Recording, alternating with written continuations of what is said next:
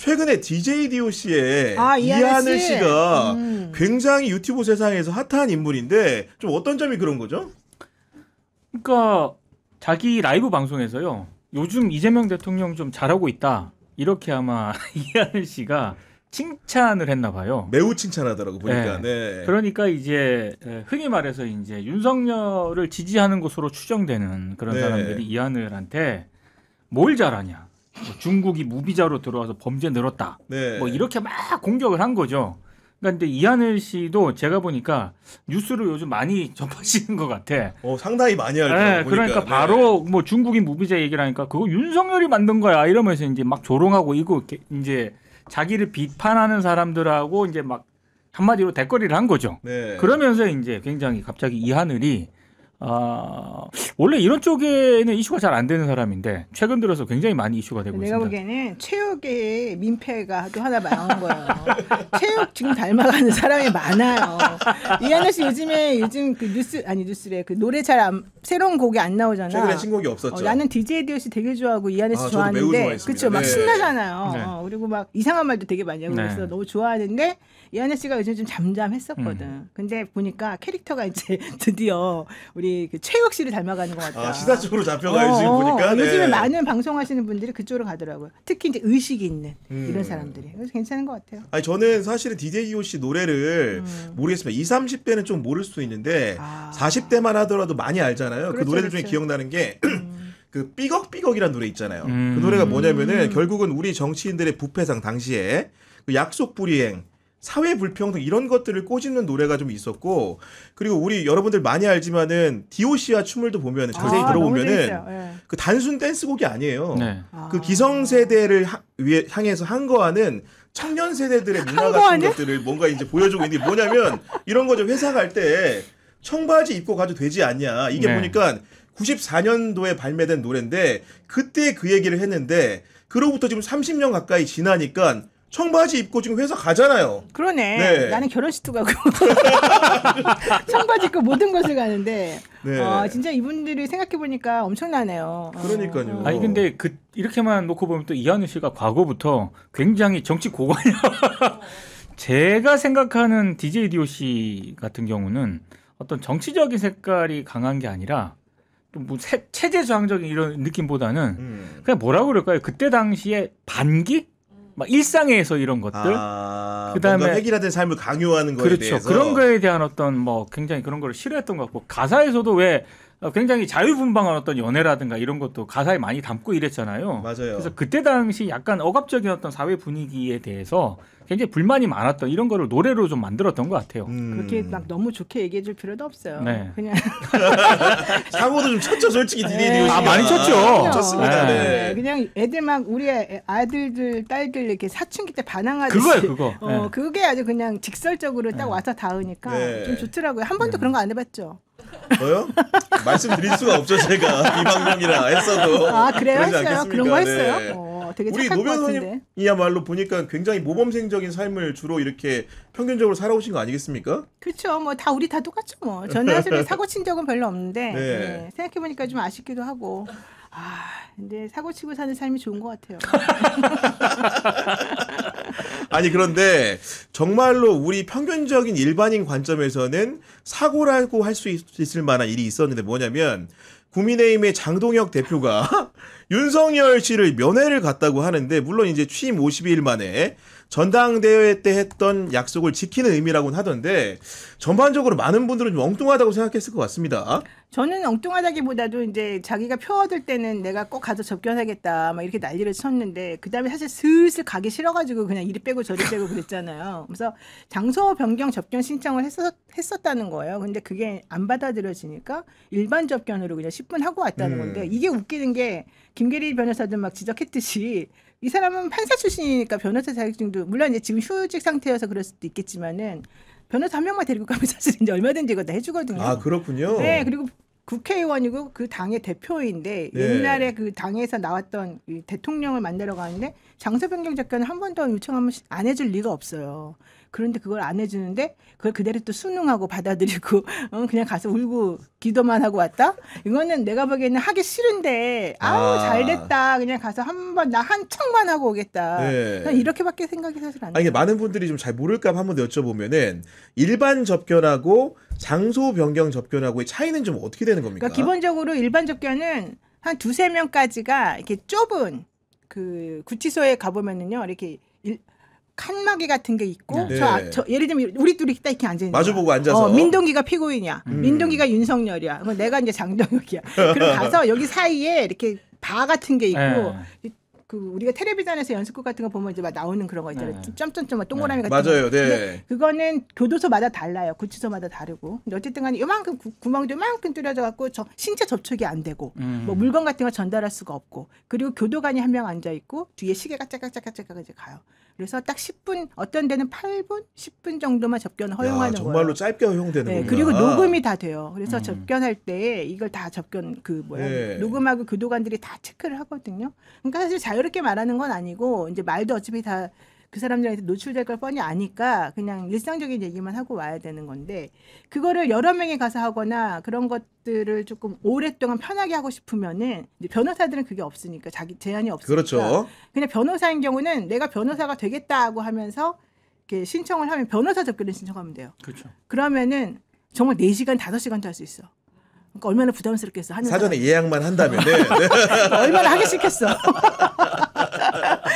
그러니까 내가 봤을 때는 하기 싫어가지고 그냥 우리 그 극우 애들에게 나 약속 지켰다 이것만 그냥 알려주는 의미에서 한 것 같고 장소 변경 접견은 이제 일반인이 가는데 예를 들면 가족이라든가 좀 많은 사람들이 가서 한꺼번에 접견해야 될 때 그때 좀 넓은 장소로 바꿔줘요. 넓은 장소로. 네, 넓은 장소로. 그래서 뭐 소파 같은 것들도 조금 있고 교도관은 물론 당연히 안에 들어오는데 그래서 옛날에 많이 했던 게 그 누가 명태균 같은 사람도 장소 변경 접견 같은 거 국회의원들이 가서 하기도 하고 또 뭐 한 대여섯 명이나 뭐 식구들 많을 때 옛날에 이재용 씨가 구치소에 있을 때에도 그 어머니하고 식구들하고 같이 와서 하고 이랬을 때 장소 변경 접견 신청하고 막 그랬죠. 그때는 예를 들면 뭐 신체 접촉도 가능하죠. 겁니까 그러면? 네. 그러니까 장소를 그냥 응접실 같은 데서 하는 거예요. 소파 같은 데 앉아가지고 그럼 손도 잡을 수 있고 뭐 어떤 사람들은 간단하게 음식 같은 것도 좀 갖고 와서 먹기도 하고 이런다. 한 2-30분 정도? 네, 그러니까 뭐 추석이나 명절 때 조금 그러니까 좀 특별하게 그 사람에게 대우해 줄 때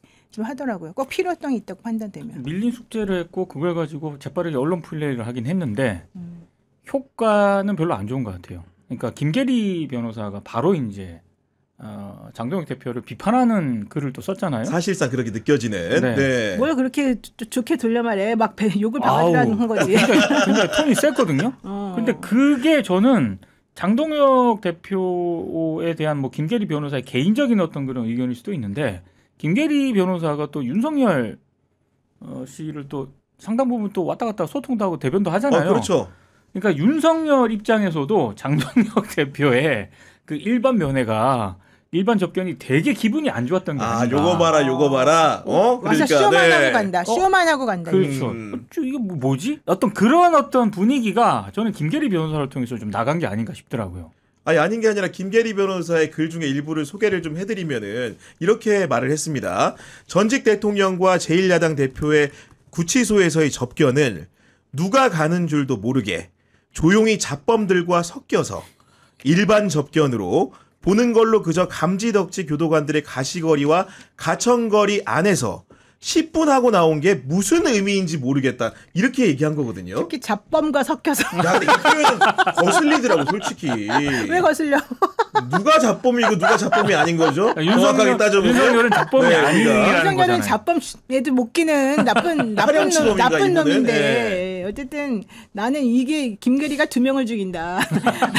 장동혁을 죽이는 건 뭐 당연한 거고 윤석열도 죽인다. 일타쌍피로. 왜냐하면 윤석열을 잡범보다 더 못한 놈으로 취급한 거잖아요. 지금. 거기다가 김민수 얘기는 나오지도 않았어. 일타 쓰리피지. 지난번에 자기 안 시켜줘갖고 열받았나 봐.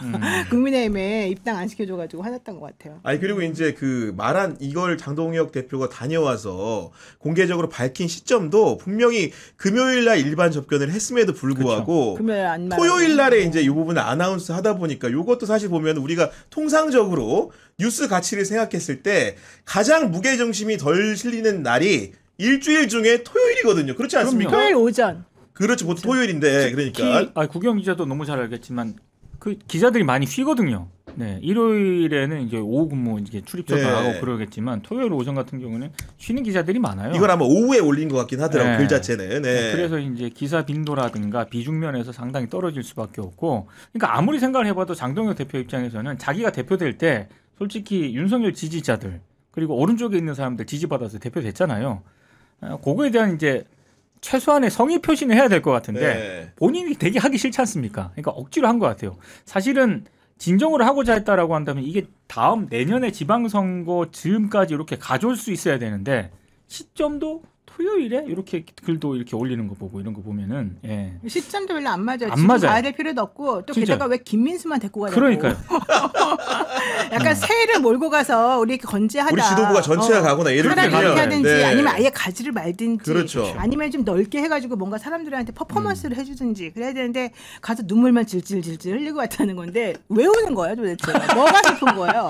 그러니까 김민수 최고위원이 다녀와가지고 표현한 말 중에 장동혁 대표와 저 두 남자의 눈물로 절반의 시간을 보냈다고 하는데 야 10분 중에 5분이야 임마 보니까 지금 10분만 그렇지 남았어. 않습니까 보니까 그러니까 뭔가 자기의 진심을 그런 식으로 윤석열에 대해서 얘기를 한 게 아니라 그걸 바라보는 윤석열 지지자들한테 우리 이렇게 진심이었다 이 얘기를 하고 싶었던 것 같은데 그게 얼마나 뭐 믿을 사람 몇 명이나 있겠어요 저는. 아유.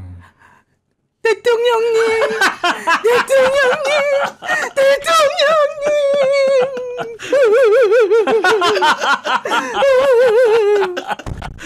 오늘 뭐 예배하는 날이에요. 대통령님을 위하여 기도하겠습니다. 성경 공부를 열심히 하신 우리 대통령님을 위하여 어디 아프지 마시고 하느님 아버님 우리 대통령님을 위하여 사탄의 무리들이 여기에 오는 걸 막아주시고 이렇게 하지 않았을까요? 아니 정말로 장동혁 대표의 워딩을 빌어서 소개를 하더라도 그 윤석열이란 사람에 대해 어떻게 표현을 하냐면은 힘든 상황에서도 성경 말씀과 기도로 단단히 무장하고 있었다. 좌파 정권으로 무너지는 자유 대한민국을 살리기 위해 국민의 평안한 삶을 지키기 위해 우리도 하나로 뭉쳐서 싸우자 이랬는데 또 이 얘기는 왜 합니까 마지막에 그냥 대충 할 거면 하나로 뭉쳐서 싸우자 이 얘기는 뺐어도 됐을 것 같거든요. 아니 저는 뭐 그렇게까지 친절하게 알려주고 싶지 않고요. 일단 장동혁 대표가 사실은 그동안에 욕을 하도 얻어먹었었어요. 왜 약속 안 지키냐, 그쵸. 우리 이용했냐 이제 이러다 보니까 사실은 그냥 마지 못해서 간 것 같고요. 어쨌든 저는 뭐 자기가 원하는 소기의 목적은 달성했다. 네. 네, 그 생각은 들고 이제 약속은 지켰지 않냐 계속 그 얘기만 하더라고요. 예. 그래서 근데 약속은 잘 지켰다만 그게 무슨 의미가 있는지는 잘 모르겠다. 그런 생각이 들었습니다. 근데 김계리 같은 윤석열에 착 붙어 있는 변호사도 비판을 했을 뿐 아니라 실제로 당내 소장파라고 불릴 수 있는 김재섭 의원이라든가 아니면 친한계라고 불릴 수 있는 정성국 의원도 비판 목소리를 낸 거 아닙니까? 아 근데 언론들이 정성국하고 이제 김재섭 의원을 많이 거론을 하면서 뭐 페이스북에도 뭐 비판 글을 썼고 김재섭 의원 같은 경우는 이제 텔레그램 대화방에서 뭐 누구랑 무슨 뭐 설전을 벌였는 이런 얘기도 있던데 뭐 이 정도 가지고 국힘 내부에서 어떤 비판의 목소리가 나오고 있다? 이거는 조금 언론들이 너무 방점을 많이 찍어주는 것 같아요. 아 굳이 소개를 안 해도 되는 부분들을 네. 너무나 이렇게 해준다. 아니 그러니까 이게 지금 그러니까 제가 언론 보도를 유심히 봤거든요. 그러니까 정성국, 김재섭 의원 말고 다른 국힘의 현역 의원들이 뭐 장동혁 대표를 비판하거나 윤석열 만난 거를 공개적으로 비판하는 언론들이 이날을 봤더니 별로 없어요. 그리고 가끔 뭐 경향 한겨레 등에도 이제 익명으로 등장하는 네. 언론 이 국힘 의원들이 있더라고요. 그게 무슨 국힘 내부에서 비판의 목소리입니까? 아니 그 정도도 실명 자기 이름 걸고 비판을 못해요? 그러니까 그래서 그냥 김재섭이가 이렇게 얘기했다잖아요. 부동산 관세 등으로 이재명 정부의 균열이 생기고 뭐 분위기 좋은데 네. 본인 표현에 따르면 네. 예를 들면 네. 거기에 우리 의원님들이 지금 열심히 힘써서 싸우고 있는데 왜 갑자기 이 타임에 쓰잘데기 없는 짓을 해가지고 부적절한 처사를 하고 있나 이제 이런 얘기를 했다는 거거든요. 그래서 도무지 이해가 안 되니까 해명하라 그랬는데 이것도 웃기잖아. 해명은 뭘 해명하게 되고 있어.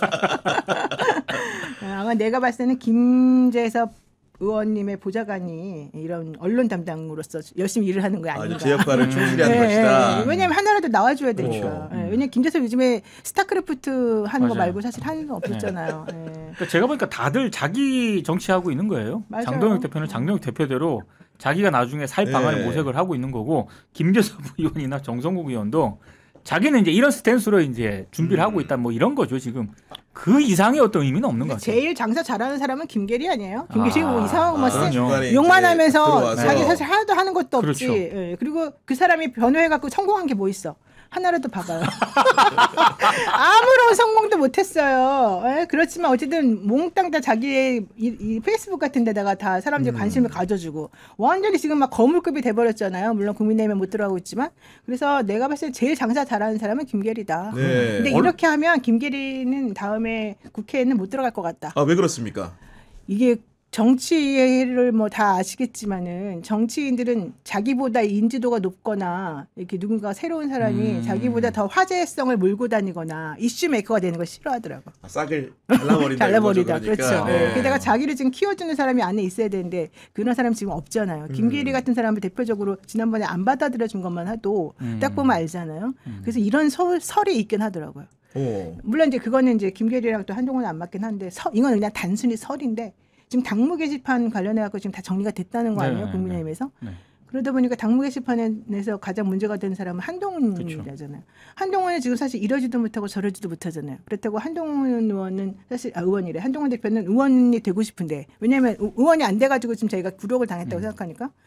근데 그렇게 해서 들어가고 싶은데 들어갈 수 있는 방법이 없어. 왜? 공천을 받아야 되니까. 공천을 안 주기 뻔하니까. 장동혁 체제에서 어려우니까 그게. 바로 그거죠. 그럼 그렇다고 해서 자기가 나가서 새롭게 당을 만들고 싶지도 않아. 네. 할 수도 없고 돈도 없고 사람도 없어.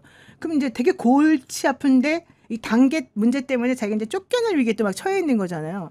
이런 상황에서 자꾸 장동혁 같은 사람이 윤석열 만나러 가고 그러면은 이거 윤어게인이다. 이거 내란사략하고 단절 못했다. 이러면서 민주당이 또 옆에서 막 불을 지펴주잖아요. 너네들은 이제 끝났다. 니네들 이제 위원장당 해산 가야 된다. 또 정성호 장관이 위원장당 해산 내가 한번 생각해보겠다. 이런 얘기 하니까 속으로는 쾌재를 부른다는 거예요.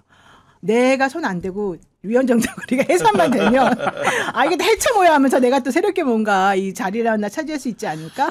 이런 생각을 한대요. 이건 다 썰이야. 근데 전반적으로 이제 현안에 대한 입장들을 종합을 좀 해보면 그 개혁신당 이준석 대표랑 국민의힘 한동훈 전 대표랑 크게 다른 게 없는데 둘이 같이. 둘이 왜 이렇게 손잡고 정치한다는 얘기는 안 나오는 겁니까? 근데 손잡고 정치할 것 같아요 앞으로. 조금만 있으면. 네, 왜냐하면 지금이야 당연히 서로 지금 이득되는 게 없잖아요. 지금 둘이 서로 손잡아서 무슨 이득이 있겠어요. 그러니까 지금 당장은 안 하는데 나중에 지금 지방자치단체장도 그렇고 이 개혁신당에서도 사실은 자기네 당이 더 이상 뭐 이렇게 확장할 수 있는 곳은 없잖아요. 네. 그러면 할 수 있는 게 뭐냐? 좀 인지도 있는 이준석이 원래는 국민의힘에 들어가고 싶었다는 거죠. 그렇죠. 근데 국민의힘에 사실은 들어갈 수 있는 이건 또 좀 안 보이잖아요. 그렇죠. 룸이 안 보이죠. 네, 그러니까 이게 이제 뭐 위원장당 해산이니 뭔지 이런 거 해가지고 국민의힘이 막 어지럽고 복잡할 때 한번 좀 들어가주고 싶은 그 틈을 조금 찾아오고 있다. 이런 얘기가 좀 있고 그런 의미에서는 한동훈하고 어쩌면 같은 기회를 노리는 사람일 수도 있다. 이런 얘기 나오더라고요. 그러니까 국민의힘도 참 여러 가지 암초들이 있는 게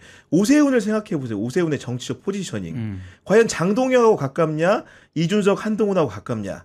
사실 판단 내리기 좀 약간 애매모호하지 애매하죠. 않습니까? 네. 네. 근데 저는 한동훈 전 대표하고 이준석 지금 그 개혁신당 대표가 같이 만나서 뭔가 같은 어떤 지향점을 가지고 정치를 할 수 있는 캐릭터인가? 성격도 안 맞아요. 성격도 안 맞고. 저는 성격도 안 맞고 안 돼요. 제가 봤을 땐. 예. 둘이. 예. 뭔가 필요성에 의해서는 공감을 할 수 있겠지만 결국에는 이게 지속성 측면에서는 저 두 봤을 때 두 캐릭터가 안 맞아요. 예. 맞아요. 둘이서 뺀질뺀질. 그거는 진짜 절대 둘이서 뭔가 할 수 있는 뭔가 할 수 있는 캐릭터가 캐릭터가 아니에요.